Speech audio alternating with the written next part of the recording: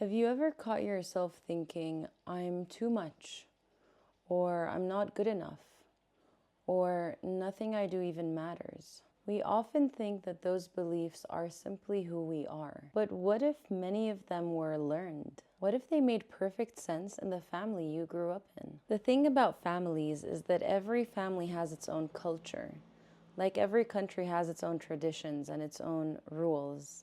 Every family has unwritten rules. Like we don't talk about feelings, or we must never upset dad, or success matters more than happiness. We always keep the peace, be independent, don't ask for help. Family is everything.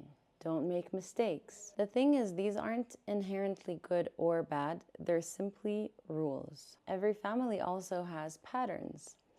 Healthy patterns and unhealthy patterns. There's no such thing as a perfect family. Isn't that right, Tina? But I feel like it's so important that we start understanding our family patterns so we understand the environment that we grew up in. And so we also understand our own patterns that we adopted through our family system. Healthy families generally have accountability, autonomy. They practice repair after conflict. There's a sense of emotional safety and flexibility, whereas less healthy family patterns include criticism and judgment, and there's no emotional flexibility. There could be emotional unpredictability, silence, shame, parentification, emotional neglect. The thing is, when you're 5 years old, your parents aren't simply your parents. They're your entire world. As a 5-year-old, you don't have the emotional intelligence and capacity to think, oh, my dad is having a bad day and he's struggling with his anger, and that's why he yelled at me. Instead, your brain naturally starts to ask, what did I do wrong and what can I do differently so that I'm loved, so that I'm accepted? Children will almost always protect their attachment with their parents over their own authenticity, which means if expressing anger loses connection, you stop expressing anger. If crying gets mocked, you stop crying. If being loud gets rejected, you become quiet. If achieving gets praised, you become a hyper-achieving person. These adaptations are intelligence, they're not flaws. And what once was an adaptation for a sense of connection or attachment can actually be detrimental to our well-being as adults. Essentially, the thing that helped you survive as a child can actually be the thing that's making you suffer as an adult. Anger was criticized. You stopped expressing anger. You were accepted by parents. And then as an adult, you suppress your anger. You don't have healthy boundaries.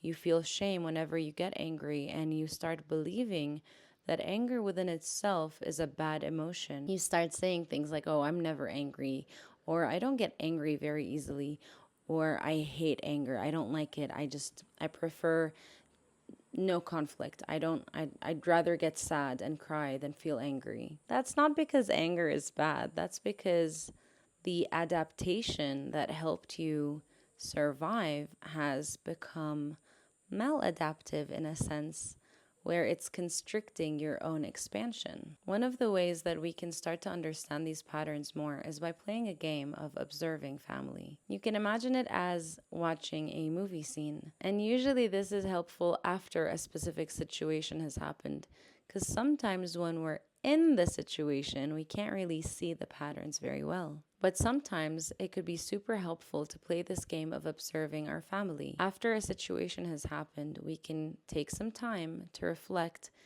and repeat this scene, but as a movie scene. And we are the director, and we're just watching how all the characters were interacting with each other. And you can start to notice who speaks first, who interrupts, who apologizes, who never apologizes, who gets blamed, who becomes the peacemaker, who withdraws, who raises their voice, who changes the subject, or who tries to rescue everyone. And it's good to also notice which emotions seem unacceptable. And then ask yourself, if none of these people were my family, what patterns do I notice? For example, a daughter comes home from work, she's really tired, and she tells her mom, "Ugh, I'm so tired, I had such a long day." And then the mom responds with, "You're tired?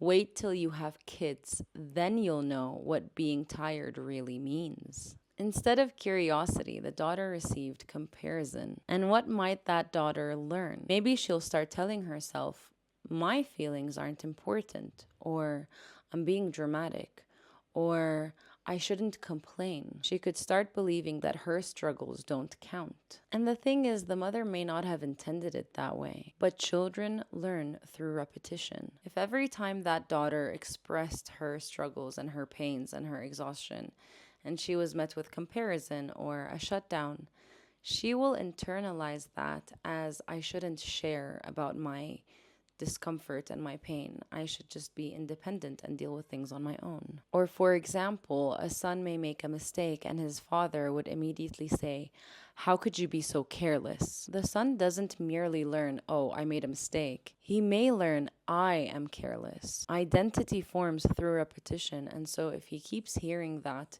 he will believe about himself that he is a careless person. And then that'll bleed out into every part of his life as an adult, in his relationships, in his work, in his hobbies, in his day-to-day life. The goal isn't to blame your family. They learned these patterns in the families they grew up in. The goal is awareness. And awareness doesn't change the past, but it can alter the future. Because once you notice you have a belief like, I believe conflict is dangerous.